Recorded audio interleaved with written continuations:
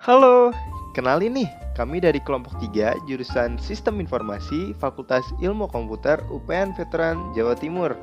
Di sini kami ingin menjelaskan mulai dari sejarah hingga review singkat tentang salah satu aplikasi e-commerce besar, yaitu Lazada. So, tunggu apa lagi? Mari belajar. Tak kenal maka tak sayang. Kenalan dulu yuk sama Lazada. Nah, Lazada Group adalah sebuah perusahaan e-commerce Asia Tenggara yang didirikan oleh Rocket Internet dan Pierre Poignan pada tahun 2017 dan dimiliki oleh Alibaba Group pada 2014. Lazada Group mengoperasikan situs-situs di Indonesia, Malaysia, Filipina, Singapura, Thailand, dan Vietnam. Sebelum melangkah ke latar belakang berdirinya Lazada, hendaknya kita mengetahui dulu apa itu marketplace. Marketplace adalah sebuah wadah online bagi para seller dan juga konsumen bertemu atau bertransaksi seperti halnya penjual dan pembeli. Seller ini pada prosesnya akan mengupload barang dan harga ke marketplace untuk diketahui pembeli dan segera dibeli. Proses jual beli ini dilakukan murni pada sistem, seperti proses transfer uang, proses pengantaran, komunikasi dengan penjual, dan masih banyak yang lainnya. Slide selanjutnya adalah latar belakang berdirinya perusahaan Lazada. Lazada diluncurkan pada bulan Maret 2012 dan berkembang pesat hingga saat ini.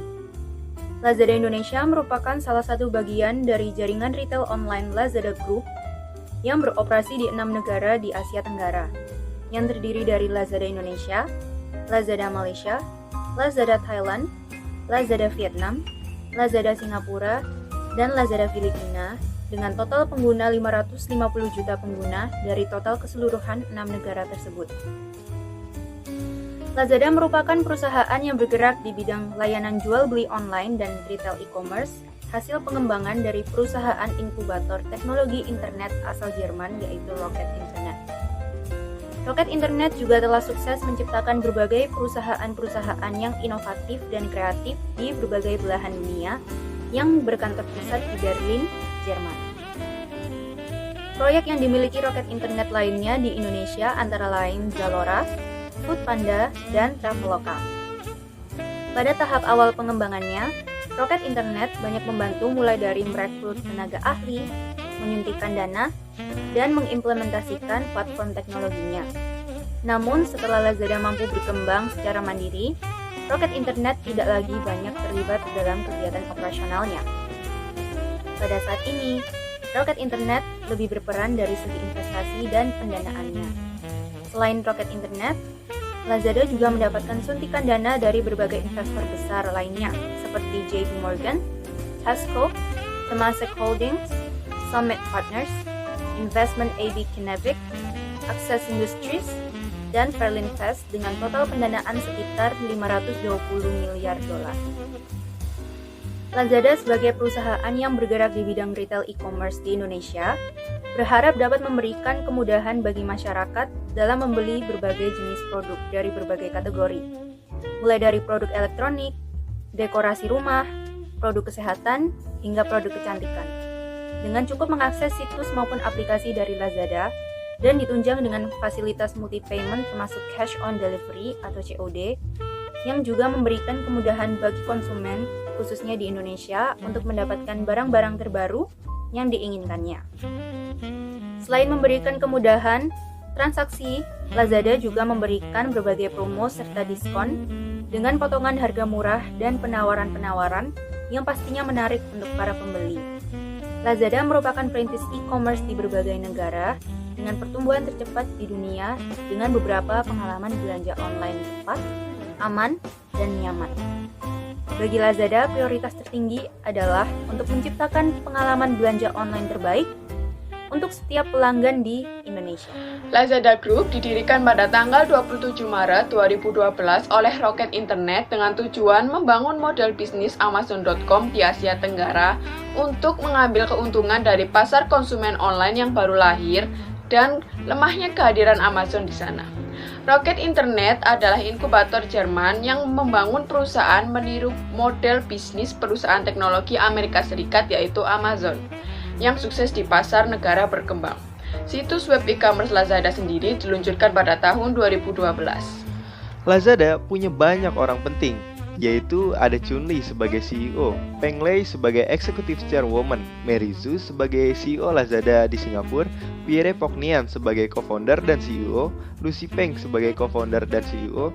Nah, ini nih, Maximilian Bittner dan Rocket Internet sebagai founders. Nah, karena si Pak Max ini founder, kita jelasin sedikit tentang dirinya.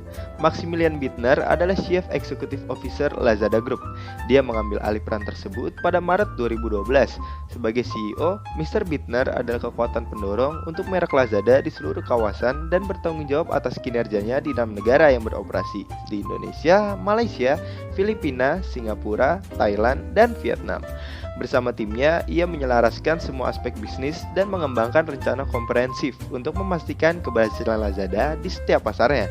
Mr. Bittner memulai karirnya di divisi investment banking Morgan Stanley di London. Sebelum bergabung dengan McKinsey dan Company di Jerman, selama 4 tahun di firma tersebut, ia bekerja erat dengan klien media dan retail sebagai konsultan, dan juga bergabung dengan firma ekuitas swasta 3i selama 6 bulan. Dia kemudian bergabung dengan Rocket Internet sebagai mitra regional sebelum mengambil peran sebagai CEO di Lazada. Mr. Bittner lulus dengan gelar di bidang ekonomi dan sejarah di University College London dan meraih gelar MBA dari Kellogg School of Management di Northwestern University di Amerika Serikat. Slide selanjutnya adalah permasalahan-permasalahan yang pernah dialami oleh perusahaan Lazada. Yang pertama ada subsidi ongkir. Chief Marketing Officer Lazada Indonesia, Ahmad Al-Katiri, pernah berkata bahwa negara kita memiliki wilayah yang cukup besar dan logistik masih menjadi masalah utama mereka. Karena Indonesia cukup besar, ongkos kirim sangat mahal. Ini tantangan tidak hanya bagi Lazada, tapi juga bagi e-commerce lain. Dan sekarang, kami sedang melakukan pembicaraan dengan pemain logistik supaya dapat bekerja sama untuk memeratakan online shopping ke seluruh Indonesia dan bisa memberikan akses yang rata ke daerah-daerah untuk bisa menjangkau online shopping dengan meminimais biaya pengiriman, pungkas beliau. Lalu yang kedua ada krisis dana tahun 2016. Lazada merupakan salah satu online shopping paling populer di Indonesia yang sudah hadir 4 tahun yang lalu, tapi juga masih mencatat kerugian puluhan miliar. Puncaknya di tahun 2016, Lazada mengalami krisis dana dari investor dan terseok-seok untuk mendapatkan suntikan modal agar tetap bisa bertahan. Lalu yang ketiga ada perbedaan budaya. Sebagai informasi, ini merupakan perubahan ketiga kalinya dalam organisasi Lazada selama 3 tahun terakhir seusai Alibaba Group secara resmi mengambil alih Lazada dari founder dan CEO sebelumnya, yaitu Maximilian Bittner. Pengangkatan pemimpin baru Lazada ini disinyalir terjadi di tengah perjalanan bisnis yang sedang melesu, di mana Lazada sedang bersaing dengan platform e-commerce Shopee yang banyak didukung oleh Tencent. Kabarnya, perusahaan juga sedang menghadapi masalah perbedaan budaya di tengah bisnisnya dengan manajemen dari Cina. Setelah kita membahas permasalahan, kita akan membahas pencapaian-pencapaian yang pernah diraih oleh Lazada. Yang pertama ada keuntungan besar.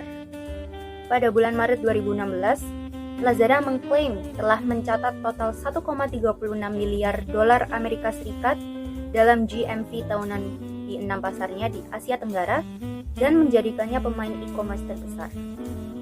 Lalu yang kedua, ada pengunjung tertinggi. Pada kuartal 1 tahun 2018, Lazada menempati posisi terpuncak sebagai marketplace dengan jumlah pengunjung tertinggi per bulan. Lalu yang ketiga dan yang terakhir, ada festival belanja tahunan. Sejumlah rekor diraih Lazada sebagai platform e-commerce terkemuka di Asia Tenggara sepanjang tahun 2018. Selama festival belanja tahunan 12/12, total penjualan serta volume transaksi gabungan dari 6 negara, yaitu Singapura, Malaysia, Thailand, Filipina, Indonesia, dan Vietnam, mencatatkan angka 30 kali lipat lebih tinggi dari yang dihasilkan perusahaan milik Alibaba Group ini pada hari biasa. Selain itu, total jumlah kunjungan ke situs Lazada mencapai lebih dari 1,3 miliar dan lebih dari 1 juta paket dikirimkan setiap harinya. Fun fact tentang Lazada. Yang pertama, Lazada ini baru berumur 7 tahun. Yang kedua, Lazada seperti Mustafa tapi versi online-nya. Yang ketiga, Lazada menawarkan keamanan dengan pembelian. Yang keempat, Lazada seperti Taobao Collection. Taobao sendiri adalah pasar nomor 1 di Cina. Yang kelima ada Redmart dan Lazada.